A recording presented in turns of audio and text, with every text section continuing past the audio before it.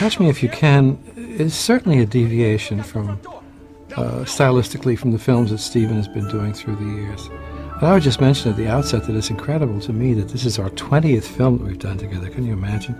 Over a period of about 30 years, which bespeaks something about the even-temperedness of Mr. Spielberg. I think we're close friends and colleagues. It's been a wonderful experience. Right here.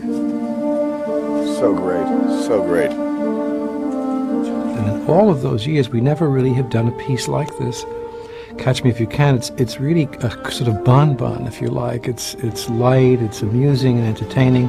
Carl, welcome to the FBI. Oddly enough, about a serious subject. But as I say, this bonbon, for me, presented some interesting musical changes and slightly challenges, too, from the other films.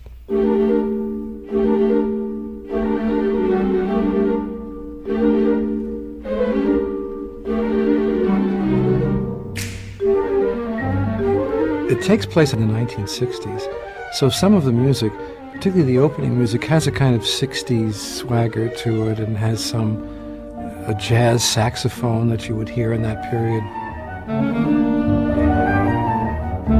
Brilliantly played and recreated by a member of the orchestra here that we have.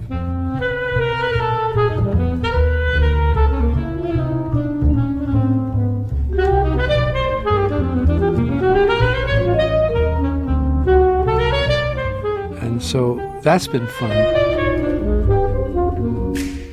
Actually, for me personally, it's a kind of like a perfect regression because I would write some jazz music in the 50s and 60s when I'm very young.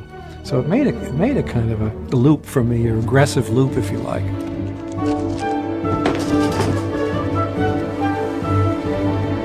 Hey!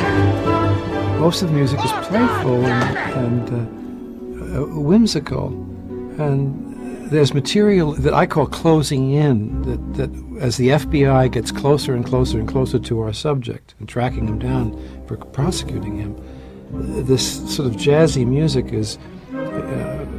connects us with the tension of the closing loop of the ever-approaching FBI. This guy's a no-show.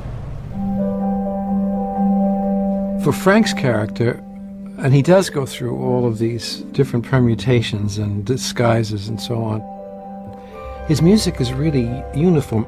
Whenever he's conceiving of a new scam, a new trick, this magical little music that's kind of almost a little bit funny invades his character, and we go off with him on another escapade.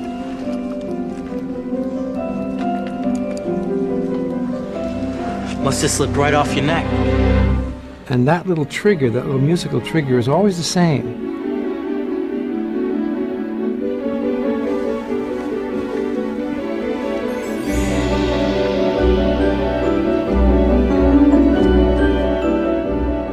There are a couple of scenes where he's linked musically with his father, where he's alone, where he's tired of the chase. He makes friends with the FBI agent over the phone and almost wants to be captured, we think.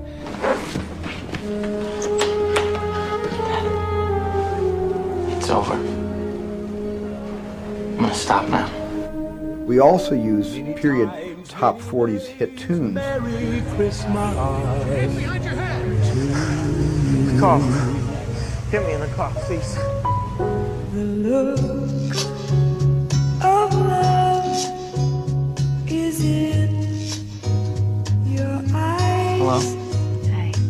But in this case, I really went for melody and mood as opposed to relevance with lyrics. The people in that little French village were so happy to see Americans.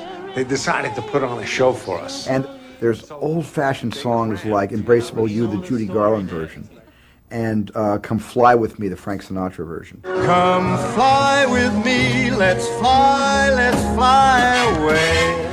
And then, of course, you know, we have Johnny's score, almost an hour of amazing music in the idiom of progressive jazz that was very popular in the 50s and 60s. I think Charlie Parker would be very proud of him.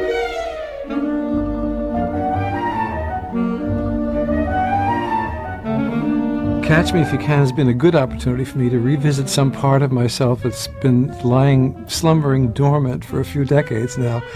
I said to the orchestra yesterday, it's a kind of perfect regression, you know, to go back to some of this. But I have enjoyed that part of it very much, I think. And this, for me personally, it's been a nice musical trip. This piece is so good, it's like the death of two salesmen.